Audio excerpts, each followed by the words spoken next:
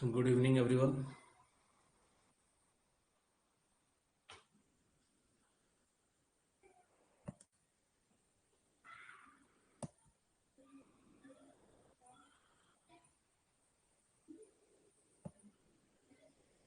National safety conference का ना आज के एक लेक्चर के बाद जस्ट एक लेक्चर और लेंगे, ठीक है। ज्यादा हमको नहीं लग रहा है कि इतना जितना हम लोग पढ़ रहे हैं ज्यादा कोई काम का है नहीं, ठीक है। तुम लोग के एग्जाम में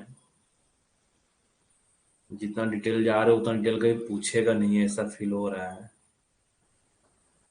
इसलिए आज जहां तक कवर हो पाता है उसके बाद है कि एक लेक्चर लेके पूरा उसको खत्म कर देंगे। जल्दी सभी लोग आ जाओ।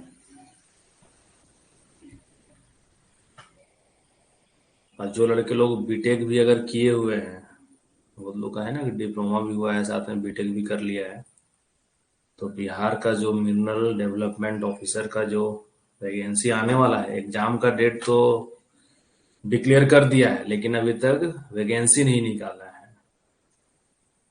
उसके अकॉर्डिंग एग्जाम का जो डेट है उसके अकॉर्डिंग है कि 9 या 8 अगस्त में एग्जाम होना है, 2 दिन एग्जाम होगा।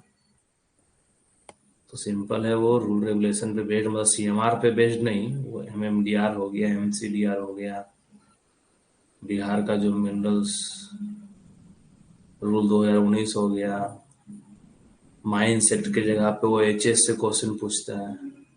मतलब हर एक सब्जेक्ट से 20-20 क्वेश्चन पूछता है। तो क्वेश्चन बहुत इजी रहता है, तो जिसका बीटेक हो गया है तो वो जरूर जैसे एमडीओ का वैकेंसी आएगा अप्लाई जरूर कर देंगे। और बाकी अपना तैयारी कंटिन्यू रखो, मिनिमम 2 घंटा जरूर निकालो रिवीजन करने के लिए, पढ़ाई करने के लिए।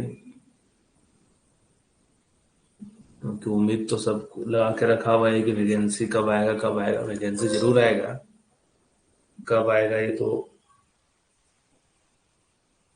एग्जैक्ट कोई बता नहीं पा रहा है। ना इसका जवाब आरटीआई से मिलेगा क्योंकि आरटीआई के अंदर नहीं आता है कि वैकेंसी कब आएगा, वैकेंसी कब देंगे, ये आरटीआई के अंदर नहीं आता है।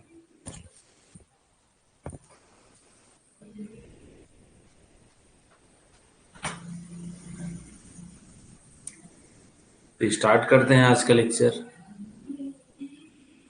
ज़्यादा देर करते नहीं है। आज का क्लास थोड़ा लग रहा है शॉर्ट ही होगा मेरा, ठीक है। रिकमेंडेशन ऑफ सिक्स्थ, जो छठा नेशनल सेफ्टी कॉन्फ्रेंस हुआ था न्यू दिल्ली में 13 और 14 जनवरी 1986 को, इसका रिकमेंडेशन क्या है। तो इसमें क्या है कि पहला पॉइंट में क्या था कि जो अर्लियर जो भी रिकमेंडेशन हुआ है नेशनल सेफ्टी कॉन्फ्रेंस का, मतलब 1 से लेके 5वां तक का जो भी हुआ है, जो मान लो अभी तक जिस डेट को छठा हो रहा है, अगर उस डेट तक भी वो इम्प्लीमेंट नहीं हुआ है तो फिर बोल रहा है कि recommendation made by the earlier conference on the safety in mines should be fully implemented with in a period of 1 year. कि अगर पिछला कुछ पेंडिंग रह गया है, नहीं इम्प्लीमेंट हुआ है, तो उसको आप, ये जो छठा नेशनल सेफ्टी कॉन्फ्रेंस हो रहा है, इसके होने से 1 साल के अंदर उसको इम्प्लीमेंट करवा दीजिए।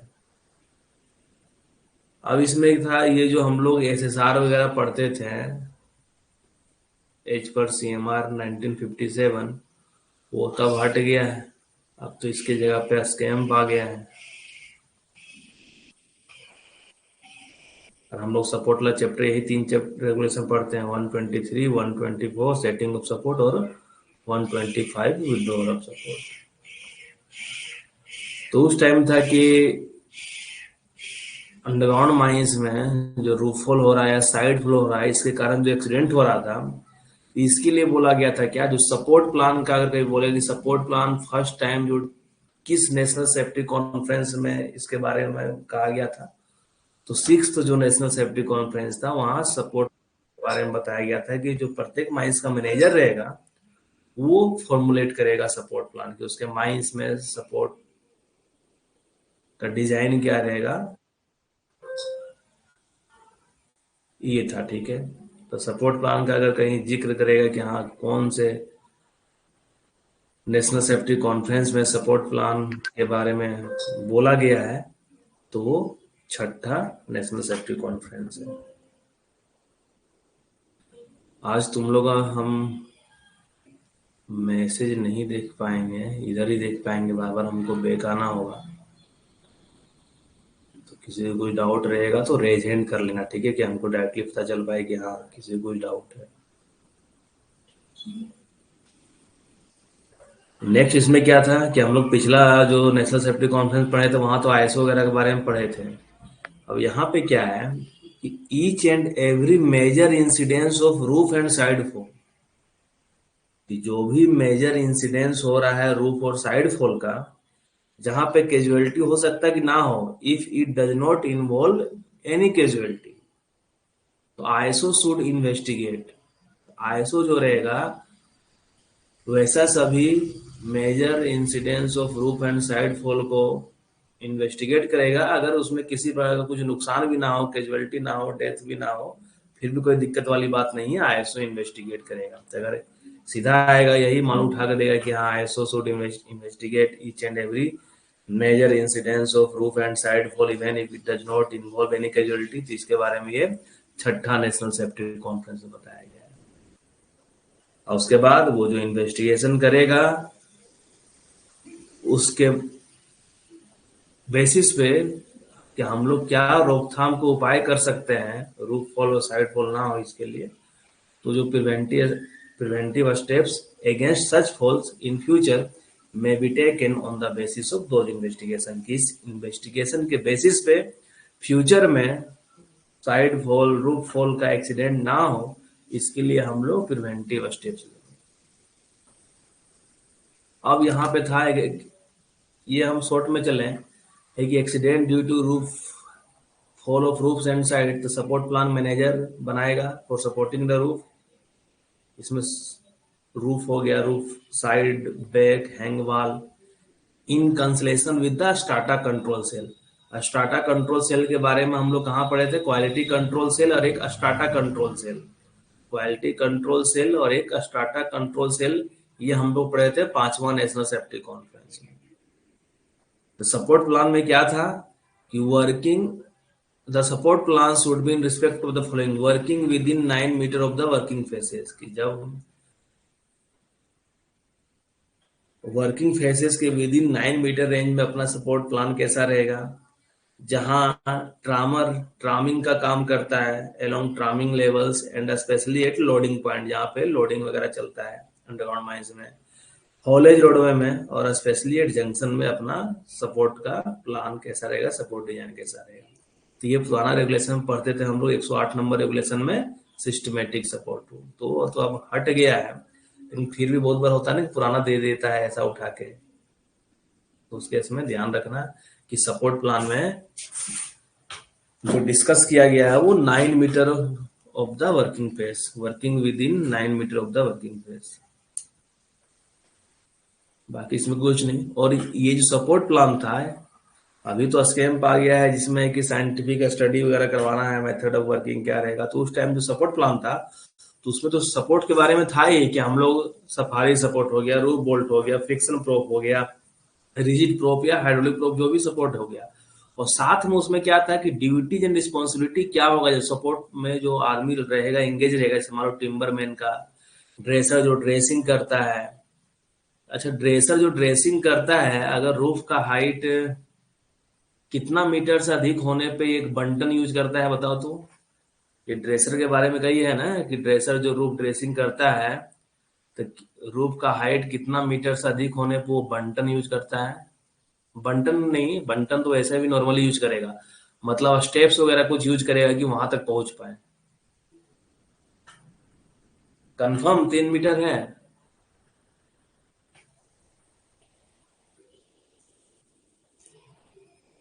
हाँ वही, मतलब मोर देन 3 मीटर कंफर्म बोल रहे हो ना। ठीक है, ये क्वेश्चन ये बताओ सीएमआर में दिया हुआ है या हम इधर से पढ़ाए हुए थे सर्कुलर से ही।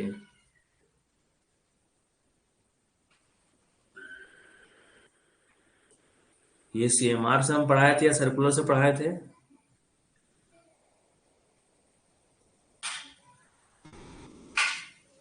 सीएमआर ठीक।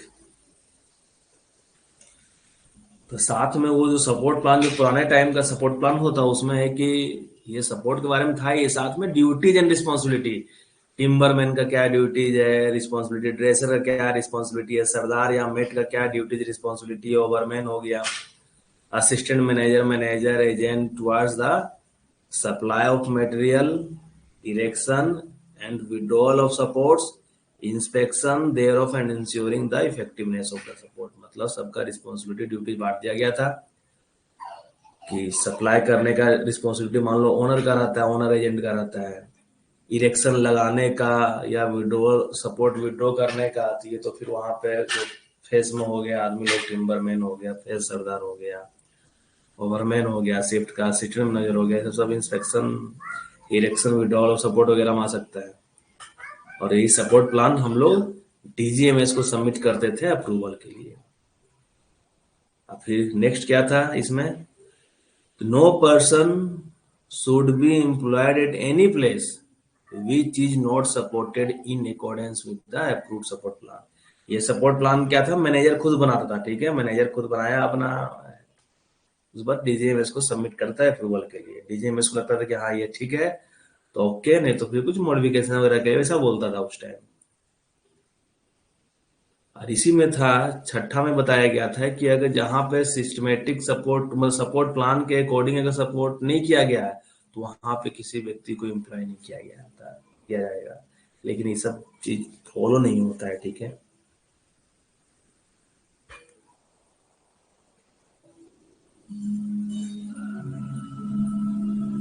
इसमें था कि अब्सेंट और लीव को ध्यान में रखते हुए sufficient number of timber man और ड्रेसर का अपॉइंटमेंट करना चाहिए with in a period of 6 month. क्योंकि उस टाइम क्या था, ये जिस टाइम का पढ़ा रहे उस टाइम था कि मतलब जिस टाइम ये सर्कुलर, ये नेशनल सेफ्टी कॉन्फ्रेंस हो रहा था, उसके आसपास वाले पीरियड में पहले मतलब रूफ फॉल वगैरह बहुत ज्यादा होता था, ठीक है, एक्सीडेंट वगैरह इधर उधर हुआ था।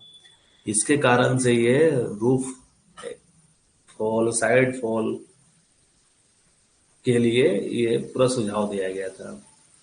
और साथ में इसमें इंटेंसिव प्रैक्टिकल ट्रेनिंग थी, सब उतना काम का नहीं है। और एक पॉइंट ये ध्यान देना, यहाँ पे पहली बार बात किया गया था ब्लास्टिंग ऑफ सॉलिड के बारे में, 6th में। एक दिन कोई लड़का पूछ रहा था ग्रुप में कि बीओएस का फुल फॉर्म क्या होता है ना, कुछ भी पूछ लेता है। No blasting in coal of the solid should be done except with the proper type of delay action detonators and proper explosive। अगर पहले बार बोला जाए कि अगर सॉलिड ब्लास्टिंग अगर करना है तो उस केस में हमेशा प्रॉपर टाइप ऑफ जो डिले एक्शन डिटोनेटर है, जो डिलो डिटोनेटर है, उसका यूज करेंगे, प्रॉपर एक्सप्लोसिव यूज करेंगे, उसके बाद ही हम लोग है कि सॉलिड ब्लास्टिंग करेंगे, ऐसे नहीं करेंगे। तो इसके बारे में पहली बार छठा नेशनल सेफ्टी कॉन्फ्रेंस में बताया गया था। उसी टाइम क्या था कि अंडरग्राउंड का तो एक्सीडेंट मेजर था, रूफ फॉल और ये वाला साइड फॉल वगैरह के कारण। ओपन कास्ट में क्या था कि डंपर और ट्रक जो चलता है उसके कारण ओपन कास्ट में एक्सीडेंट वगैरह ज्यादा हो रहा था। इसके लिए फिर अब आ गया, वो अंडरग्राउंड का था तो ओपन कास्ट में आ गया कि adequate care should be exercise in selection and training of operator drivers of dumper and trucks and any other heavy earth moving machinery.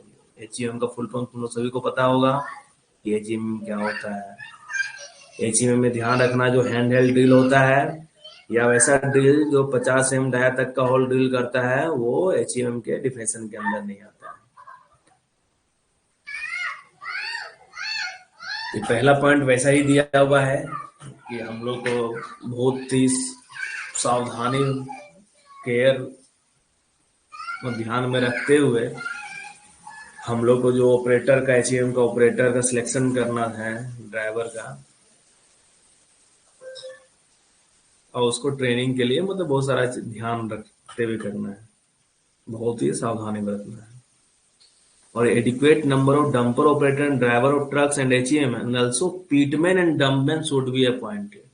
डंपमैन क्या होता है, डंपिंग करवाता है, ठीक है। तो पीटमैन, डंपमैन, पीटमैन यहाँ ट्रीटमेंट को बोल दे रहा होगा। और यहीं पे बोला गया था कि work on over time should be एबोलिश्ड।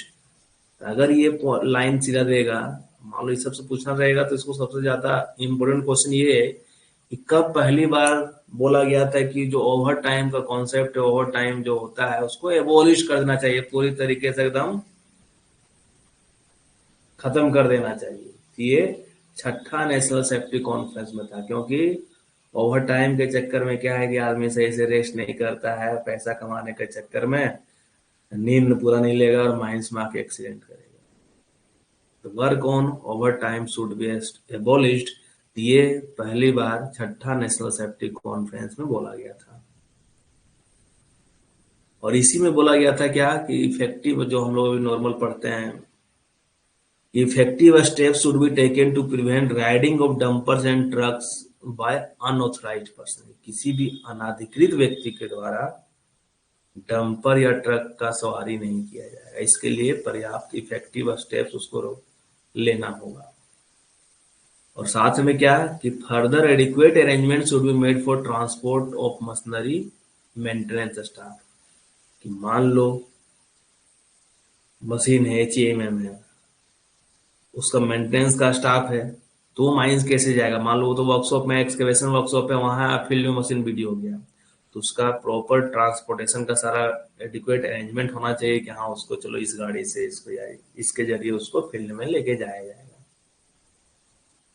यहीं पे था एवीए का कॉन्सेप्ट आया पहली बार छठा नेशनल सेफ्टी कॉन्फ्रेंस में। इससे पहले एवीए वगैरह नहीं था। इससे पहले क्या था? एवीए वगैरह नहीं था। डंपर ट्रक या जो भी एचईएमएम यूज किया जा रहा है माइन प्रेमाइसेस में should be equipped with AVA within a period of 2 years to facilitate safe reversal। ये काम तो जब रिवर्स करता है उसी टाइम यूज होता है एवीए, उसी टाइम उससे साउंड आता है। और ये एवीए का जो होता है वो 5 से 20% एम्बिएंट नॉइज लेवल से ज्यादा हो, मतलब मोर देन 5 से 20% एम्बिएंट नॉइज लेवल ये होता है। ये ऑलरेडी पढ़ाए हुए हैं तुम लोगों को। तो ये जो एवीए का पहली बार कॉन्सेप्ट आया, क्योंकि उस टाइम ओपन कास्ट में क्या है कि रिवर्स कर रहा है, एक्सीडेंट हो जा रहा है। तो इस तरीके से आदमी लोग फिर एक मंच पे बैठा, सब लोग एक से एक एक्सपर्ट लोग, मैन्युफैक्चरर हो, डीजीएमएस, यूनियन, माइंड मैनेजमेंट, ये सब लोग डिस्कस किए कि क्या करना चाहिए कि जो जंपर जब बैग जाता है, आदमी दब जा रहा है। तब फिर कॉन्सेप्ट आया कि अगर कुछ वैसा एवी वगैरह रहे कि आदमी लोग अलर्ट हो जाए, तो एवीए कॉन्सेप्ट आया था वो।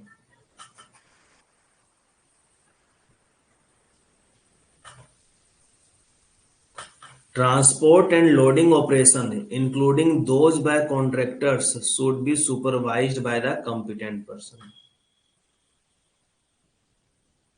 कि जो ट्रांसपोर्ट और लोडिंग ऑपरेशन हो रहा है, जो या कॉन्ट्रैक्टर के द्वारा भी किया जा रहा है, तो सुपरवाइज करना चाहिए, उसको सुपरविजन के लिए कॉम्पिटेंट पर्सन होना चाहिए। और जब कॉन्ट्रैक्टर का अपॉइंटमेंट किया जाता है कि ट्रांसपोर्ट ऑफ मिनरल, तो उस केस में examination of vehicle should be done by the mine management. कि मान लो कॉन्ट्रैक्टर तो अपना गाड़ी ले आया माइंस में चलाने के लिए कि चलो हमको ट्रांसपोर्ट करना है, तो उस व्हीकल को चेक करने का जिम्मेवारी, उस ट्रक को चेक करने का जिम्मेवारी, उस डंपर को चेक करने का जिम्मेवारी वो माइन मैनेजमेंट का होता है। जैसे हम लोग के माइंस में भी क्या है कि अलग अलग ट्रांसपोर्टिंग, मान लो माइन से कोयला निकाल के डंप में फेंक रहा है, साइडिंग में फेंक रहा है। अब डंप से मान लो रोड सेल में कोयला जा रहा है, मतलब रोड सेल जो ट्रक ओनर वाला रहता है, ट्रक एसोसिएशन वगैरह रहता है, वो लेके जा रहा है। अब कुछ कोयला फिर भी डंप में बच गया, कोल्ड स्टोर में बच गया। अब उस कोयले को मान लो साइडिंग में लेके जाना है, उसको रेल के थ्रू डिस्पैच करवाना है बचा हुआ कोयला, तो उसके लिए अलग कॉन्ट्रैक्ट होता है। तो कॉन्ट्रैक्टर अपना टिपर वगैरह लेके आया तो उसका पूरा चेक करने का जिम्मेवारी वो माइन मैनेजमेंट का होता है, मतलब सीसीएल का होता है।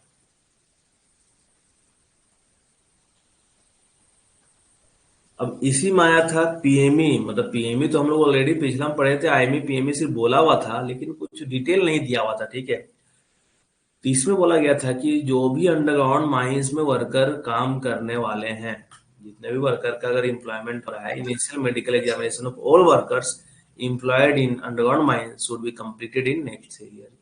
नेक्स्ट 3 साल में, जब 1994 में ये नेशनल सेफ्टी कॉन्फ्रेंस हो रहा था, तो वहीं पे, मतलब 1986 का है ना, 1986 में जब ये नेशनल सेफ्टी कॉन्फ्रेंस हो रहा था, तो उसी टाइम ये डिस्कशन किया गया कि अंडरग्राउंड माइंस में जो भी वर्कर काम कर रहे हैं, उसका है कि पहले मेडिकल एग्जामिनेशन वगैरह का कोई सिस्टम नहीं था। कि मेडिकल आने वाले 3 साल में सभी व्यक्ति का इनिशियल मेडिकल एग्जामिनेशन हो जाए, और जब आईएमई हो जाएगा तो फिर सबका क्या करना है, 5 साल में एक बार पीएमई करवा देना है। तो periodical medical examination of social worker should be done at least 1 in 5 years। उसी तरीके से ये अंडरग्राउंड का था। तो ओपन कास्ट का भी बात किया, तो ओपन कास्ट में कि जो भी वर्कर एम्प्लॉयड था सरफेस में, या जो वर्कर इंगेज था ड्रिलिंग ऑपरेशन में, लोडिंग ऑपरेशन में, या क्रशर में, क्रशिंग के पास मतलब जो क्रशिंग करवा रहा है कोल का, और स्क्रीनिंग प्लांट में, तो वहां पे भी यही सेम कॉन्सेप्ट दिया है कि आईएमई सबका 3 साल के अंदर हो जाना चाहिए, उसके बाद पीएमई जो होना चाहिए हर 5 साल में करवाना है। तो आईएमई पीएमई का जो डिटेल बताया गया वो छठा नेशनल सेफ्टी कॉन्फ्रेंस 1986 में बताया गया था। और यहीं पे बताया गया था कि अगर नेचर ऑफ जॉब चेंज हो रहा है, ठीक है, नेचर ऑफ जॉब, कि मान लो पहले वो व्यक्ति क्रशर चला रहा था, ठीक है,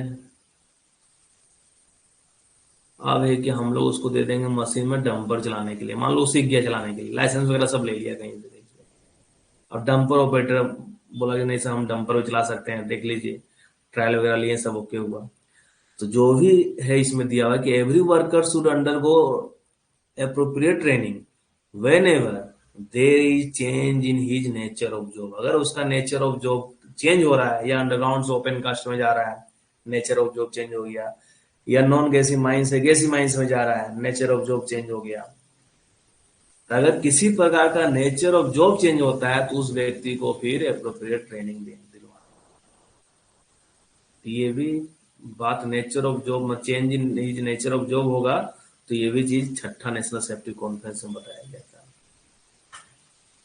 और इसी में बताया गया था कि अगर किसी व्यक्ति का माइंस में एक्सीडेंट होता है, ठीक है, एक्सीडेंट में इन्वॉल्व होता है, अगर कोई व्यक्ति माइंस में किसी भी प्रकार के एक्सीडेंट में इन्वॉल्व होता है और वो आदमी मान लो सुरक्षित रहता है, तो फिर उसको क्या करना है, ये नहीं कि एक्सीडेंट हुआ रात में सुबह को बोला अच्छा ठीक है इंक्वायरी वगैरह हुआ फिर ठीक है तुम फर्स्ट शिफ्ट में आ जाना डंपर चलाना, नहीं, उसको चलाने नहीं देंगे। उसको पहले फिर से ट्रेनिंग करवाएंगे कि every worker involve in an accident should undergo a special and appropriate training. Special training देंगे, उसको जरूरत के अकॉर्डिंग ट्रेनिंग देंगे, before he is reassign to work in the mine. दोबारा माइंस में उसको काम रीअसाइन करने से पहले उस व्यक्ति को स्पेशल और एप्रोप्रिएट ट्रेनिंग देंगे। जो एक्सीडेंट हुआ, एक्सीडेंट होने से मान लो होता है ना कि हाथ पैर कांप गया, उस दिमाग में घुमेगा, फिर है कि उसको ट्रेनिंग सेंटर भेजा जाएगा, वहां उसको पूरा माइंड वॉश अच्छे से करेगा, क्यों हुआ था सारा डिटेल इंक्वायरी करेगा, फिर उसको भी समझ में आएगा। मेन देखो आज के टाइम में क्या होता है, जो कॉन्ट्रैक्टर आ गया है, कॉन्ट्रैक्टर आने से क्या हो रहा है कि इतना ज्यादा प्रोडक्शन का प्रेशर रहता है कि बिना मेडिकल एग्जामिनेशन की, बिना वीटीसी का आदमी लोग को काम पे लगा देता है। अब बहुत सारा कॉन्ट्रैक्टर क्या होता है, पत्थर माइंस से एक्सपीरियंस रहता है, कोल माइंस वगैरह ज्यादा काम किया हुआ रहता नहीं है, वर्कर लोग को कहीं से भी मान लो सिलेक्ट करके डाल दिया।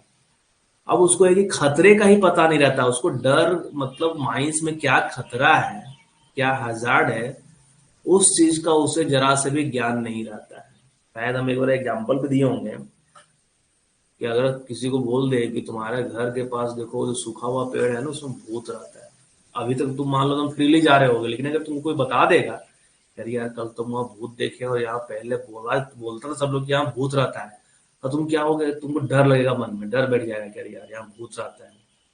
तो उसी तरीके से माइंस में क्या होता है कि वर्कर लोगों को खतरे का पता ही नहीं रहता है, मतलब वर्कर लोग को एडुकेट करना रहता है।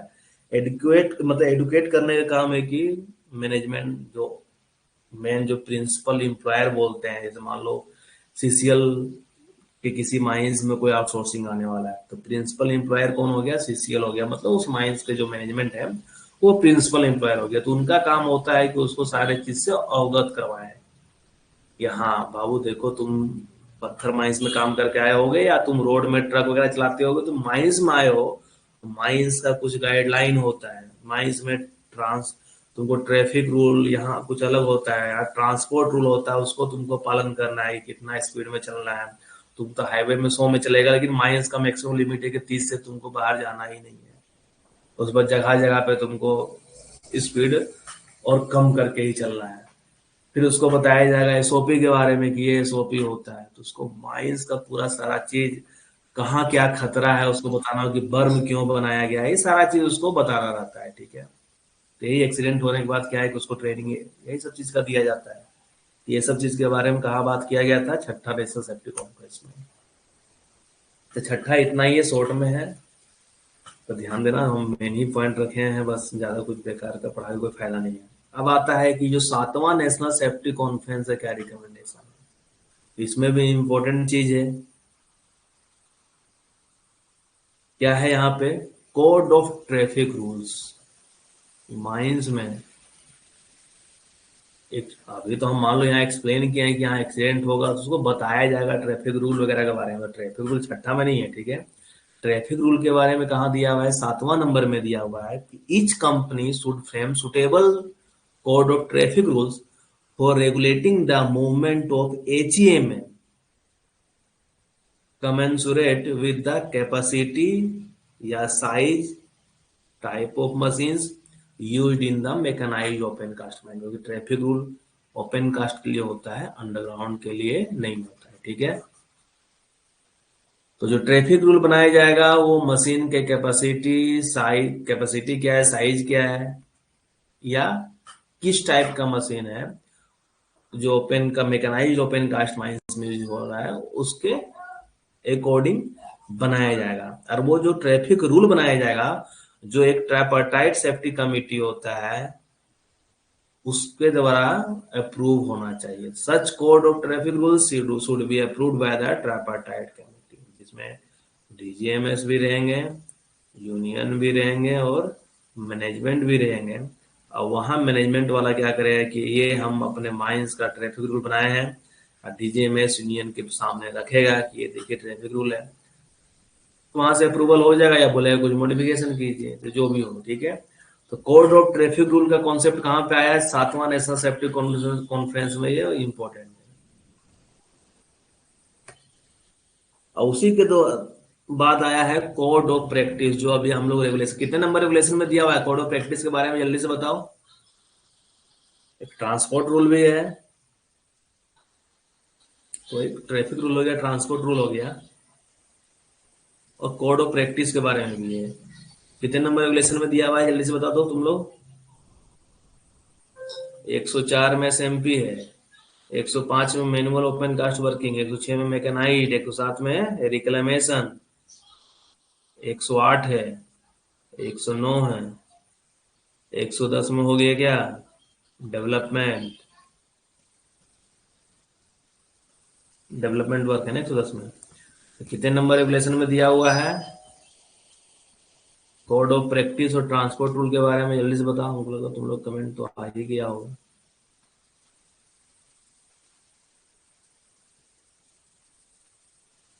हाँ हाँ, ट्रैफिक रूल ट्रांसपोर्ट रूल दोनों से। 110 में सीओपी है, अच्छा 111 में डेवलपमेंट है, 109 में क्या है,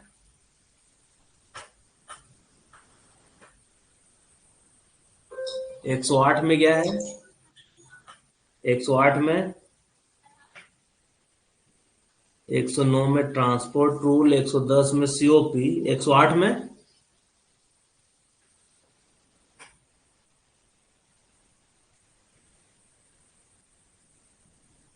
अच्छा 107 में रिक्लेमेशन, हाँ ठीक है।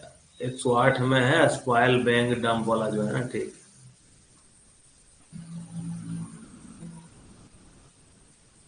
4 5 6 7 रिक्लेमेशन हो गया, 8 में हो गया स्पॉयल बैंक और डंप वाला हो गया, 109 में हो गया ट्रांसपोर्ट रूल, 110 में हो गया सीओपी, और 111 में हो गया डेवलपमेंट।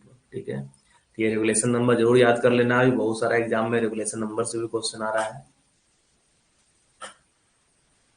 तो code of practice, each company operating mechanised mines should frame suitable code of practice for the prevention of injuries to person engaged in tipping on stock piles. कि जब मान लो कोयला स्टॉक में कोयला गिराया जा रहा है तो वहां पे एक्सीडेंट होने का चांस रहता है, या ओवरबर्डन डंप किया जा रहा है वो भी डंप में, वहां पे चांस रहता है, लोडिंग पॉइंट में जहाँ लोड किया जा रहा है वहां चांस रहता है, और ये जो सीओपी रहता है उसको भी ट्राइपार्टाइट कमेटी से अप्रूवल करवा लें, अप्रूव होना चाहिए।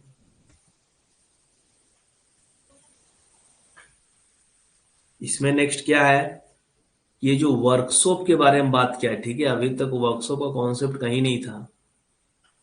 रिपेयर शेड वर्कशॉप होना चाहिए। देखते हो माइंस में वर्कशॉप होता है,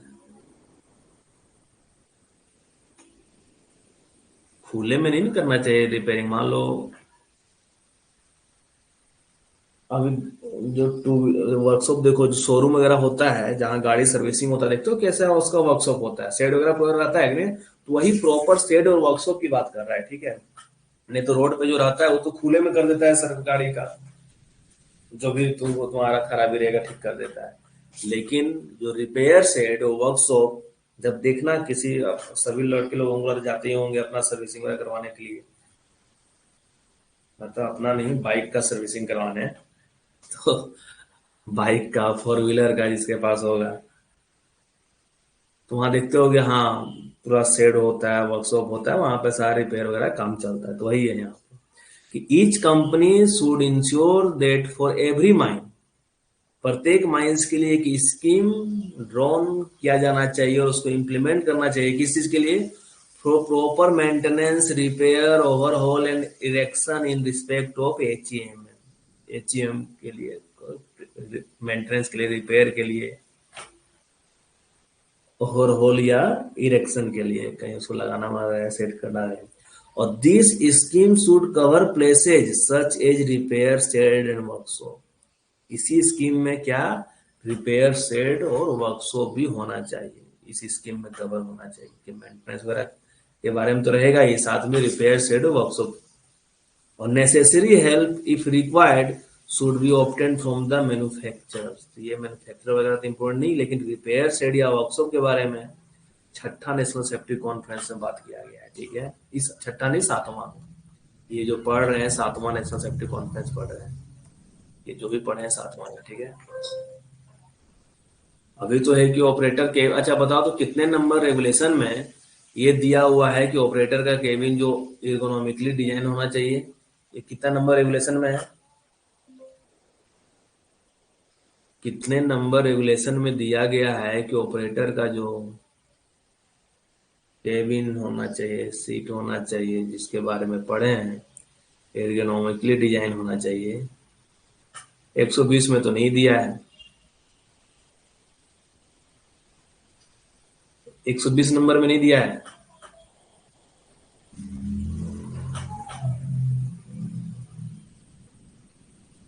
120 में दिया है कि 100 उधर दिया हुआ है यार, वो इसको चेक कर लेते हैं, वो किसी और रेगुलेशन में याद आ रहा है। कोल माइंस रेगुलेशन 2017, 20 में तो इधर दिया था, बाउंड्री के आसपास जो काम करने वाला अंडरग्राउंड का, ओपन कास्ट का, वैसा कुछ दिया हुआ है।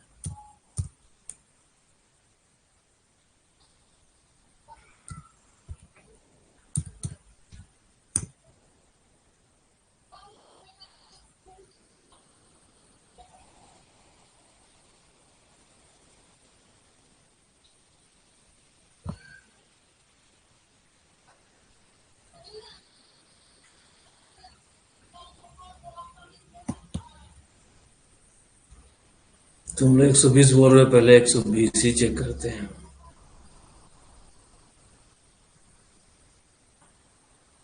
Protective work before A mine is close, वही तो हम बोले कि 120 में तो नहीं होना चाहिए, ये तो 126 नंबर रेगुलेशन में है। ध्यान दो अच्छे से, रूफ कैनोपी के बारे में, केव्स के बारे में, ये यहाँ से क्वेश्चन आता है। और एर्गोनॉमिकली जो होना चाहिए ये 126 नंबर रेगुलेशन में है, इसलिए हमको खोल के देखना पड़ गया,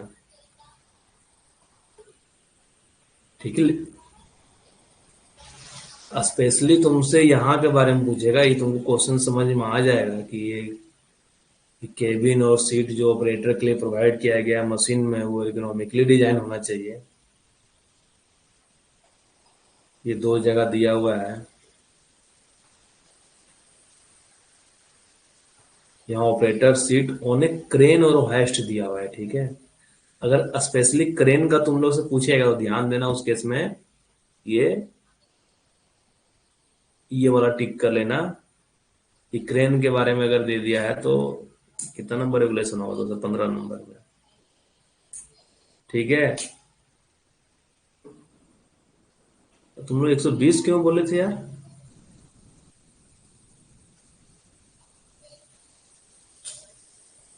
120 तो बोलना ही नहीं चाहिए था।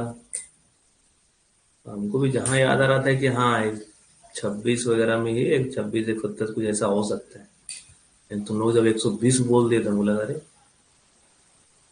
हम आसपास भी नजर नहीं आ रहे हैं 126 27 के आसपास में।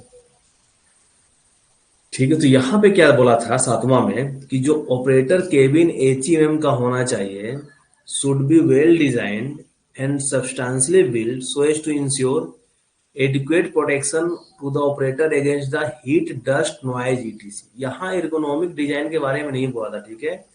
यहाँ पे बोला था कि ऑपरेटर का केबिन जो है एचईएम का इस प्रकार से डिजाइन होना चाहिए कि ऑपरेटर हीट, अभी गर्मी का दिन है, हीट डस्ट नॉइज वगैरह से बचे, ठीक है, प्रोटेक्शन उसको मिले। और at the same time provide adequate safety to the operator, कि सेम टाइम क्या बोलता है कि ऑपरेटर को भी पर्याप्त सेफ्टी वहां पे प्रोवाइड किया जाए केबिन में। अगर एचईएमएम का ओवरटर्न हो जाता है, पलटी मार देता है, गुलाटी मार देता है जिसको बोलो, तो ऑपरेटर को कुछ हो ना, ठीक है।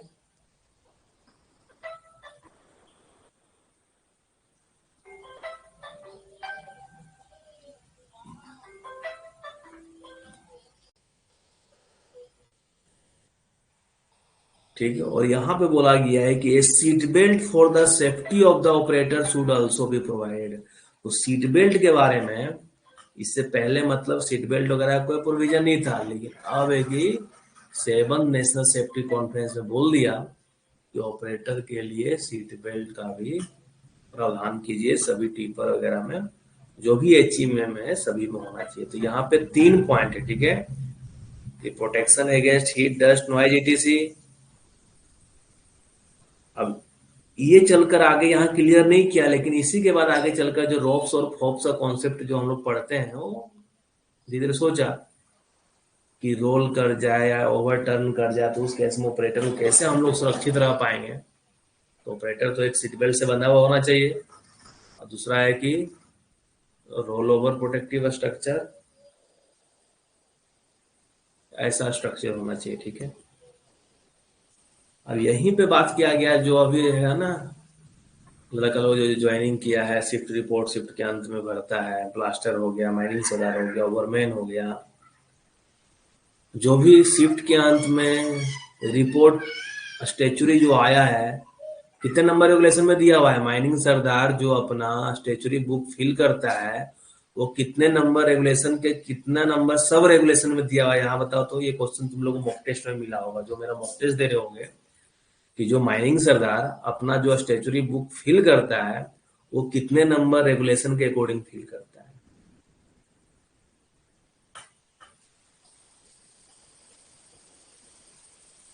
शेखुर रहमान, और कोई बताओ। तो ठीक है, एग्जैक्ट जो आंसर जो बता रहे हो 100 रेगुलेशन नंबर 129 का जो सब रेगुलेशन 8 है वहां पे दिया हुआ है, ठीक है। और ये जो माइनिंग ओवरमैन होता है वो कितने नंबर रेगुलेशन के अकॉर्डिंग फिल करता है?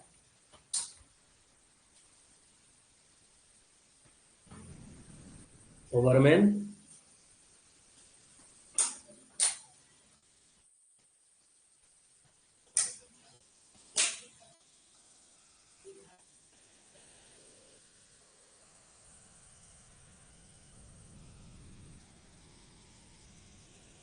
ठीक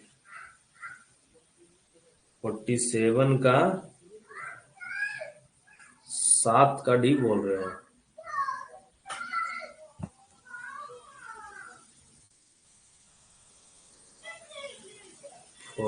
47।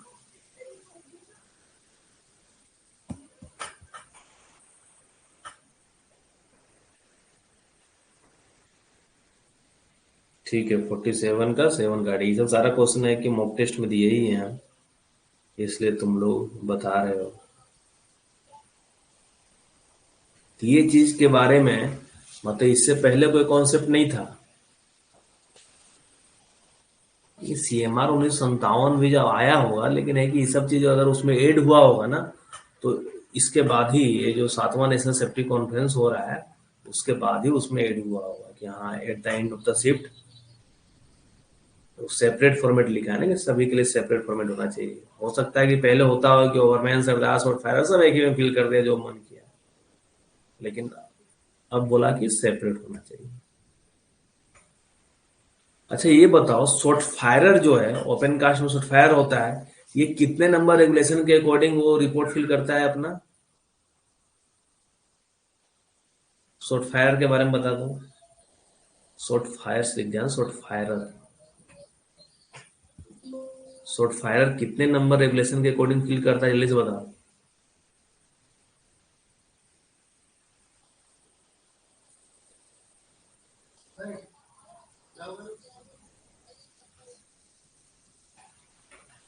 एकदम जो ब्लास्टिंग वाला चैप्टर है, ब्लास्टिंग वाला चैप्टर का लग रहा है 206 नंबर रेगुलेशन ही सबसे लास्ट रेगुलेशन है ना?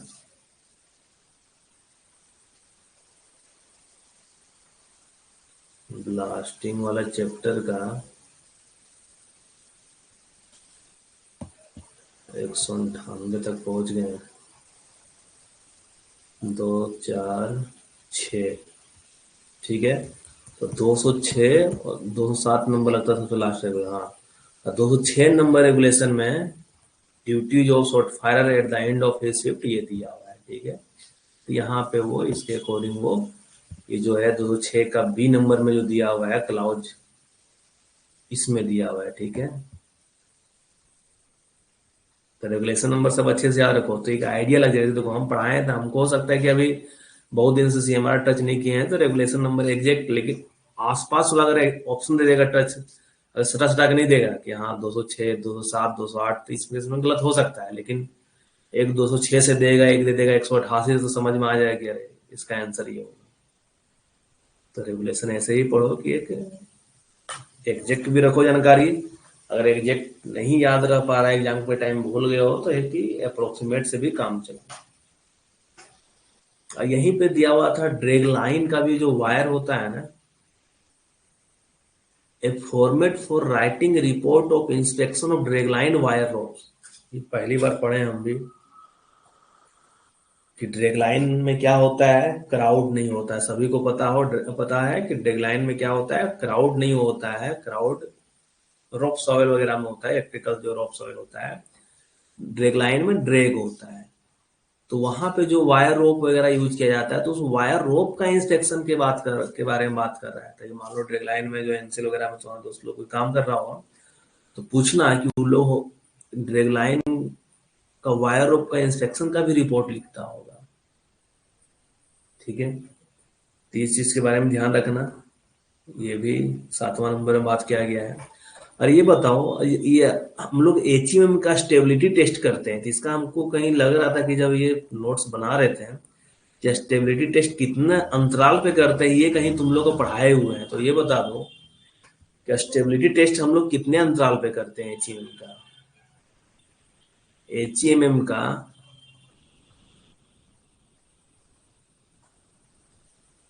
HMM का स्टेबिलिटी टेस्ट कितने साल में करते हैं? कहीं ना कहीं पढ़ाए हुए हैं।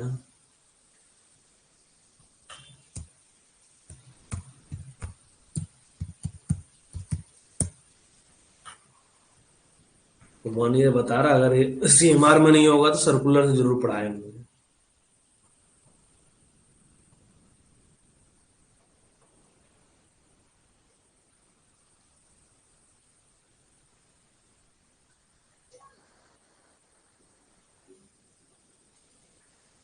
ये CMR में नहीं है, तो ये है कि हम CMR में मिल सकता है क्या, टेक्स स्टेप्स टू 2 3 4 5 6 7 9।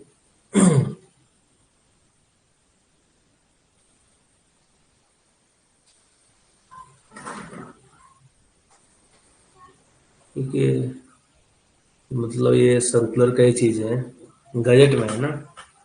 ठीक है, तो ध्यान रखना स्टेबिलिटी टेस्ट जो एचई में करते हैं हम लोग हर एक साल, यहाँ पे टाइम नहीं दिया हुआ था, यहाँ पे स्टेबिलिटी कॉन्सेप्ट लाया था कि स्ट्रक्चरल स्टेबिलिटी होता है एचईएम में। एचईएम जो है देखना भारी भरकम होता है, पूरा स्ट्रक्चर बना हुआ रहता है, तो स्ट्रक्चरल स्टेबिलिटी, कि वो स्ट्रक्चर स्टेबल है कि नहीं, उसका एग्जामिन पीरियोडिकली करना चाहिए by an independent team of expert. ठीक है, कोई इंडिपेंडेंट टीम से वो करना, ये नहीं कि माइंस वाले से करवा लें तो फिर बोलेगा अरे अपना ही सामान वो खराब, कोई बोलेगा नहीं, बोले सब बढ़िया बोलेगा। तो कोई बाहरी टीम जो इंडिपेंडेंट रहेगा, एक्सपर्ट वाला टीम रहेगा, उससे करवाना है। और वो जो एग्जामिनेशन है में invariably be made after every major repair to HEM. अगर कुछ बड़ा रिपेयर होता है एचईएम का, तो उस केस में भी स्ट्रक्चरल, यहाँ स्ट्रक्चरल स्टेबिलिटी टेस्ट बोला है, ठीक है, स्ट्रक्चरल स्टेबिलिटी टेस्ट करवाना है। तो अगर क्वेश्चन कभी आता है कि structural stability of HEM test जो करना है, एग्जामिन करना है, वो कौन से नेशनल सेफ्टी कॉन्फ्रेंस में है, तो 7वां में है। ठीक है, तो आज के लिए इतना ही रखते हैं। ये 7वां कंप्लीट हो गया, 8वां 9वां 10वां जो भी है एक क्लास लेंगे। कुछ नहीं है, माइंस में ही रहेगा, मान लो किसी को भेजने की जरूरत नहीं पड़ता, होगा माइंस में ही रहता होगा। किसी को कुछ पूछना है पूछ लो, नहीं तो आज की क्लास यहीं समाप्त करते हैं। सर्कुलर का मॉक मिलेगा तुम लोग कुछ दिन में। अभी है कि मॉक हम रेडी कर रहे हैं, देखो पूरा मॉक टेस्ट अभी रेडी हो रहा है। जो बिहार का एमडीओ का एग्जाम आया हुआ है ना, उसको लेके मॉक टेस्ट रेडी कर रहे हैं। डीजीएमएस का तो बहुत सारा मॉक टेस्ट, जो लड़का उतना मॉक टेस्ट कर लेगा और पढ़ लेगा, सीएमआर वगैरह जो है, या जो भी माइनिंग मेथड वगैरह जो सारा अपलोड किया गया पढ़ लेगा, उसका निकल जाएगा। फर्स्ट क्लास हो, सेकंड क्लास हो, माइनिंग सरदार हो, वरमैन हो। तभी एक बिहार एमडीओ का पूरा क्वेश्चन वगैरह सेट हो रहा है। तुम लोग को भी क्वेश्चन सर्कुलर का है कि अभी सेट नहीं हुआ है, सर्कुलर क्वेश्चन हमको ही सेट करना होगा। तो बिहार का एमडीओ को होगा, उसके बाद है कि सर्कुलर का क्वेश्चन ही पूरा सेट कर देंगे। ठीक है, आज के लिए इतना ही रखते हैं, लेकिन तुम लोग वही बोलेंगे। चलो, लगता होगा क्या पढ़ाई करे यार, एग्जाम वगैरह तो होना नहीं है, लेकिन पढ़ाई कंटिन्यू रखो। अभी यही सोचो, पढ़ाई कर रहा होगा कंटिन्यू, उसी को लास्ट टाइम टेंशन नहीं होगा जब वैकेंसी आएगा उस टाइम।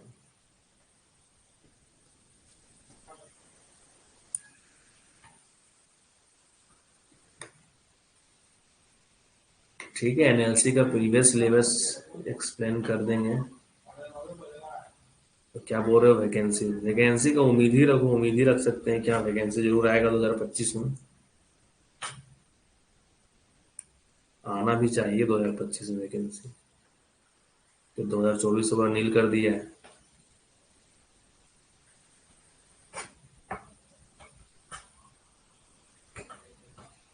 ठीक है, आज के लिए इतना ही रखते हैं। तुम लोग मॉक टेस्ट वगैरह कंटिन्यू दो, मॉक टेस्ट बहुत क्वेश्चन हो गया है।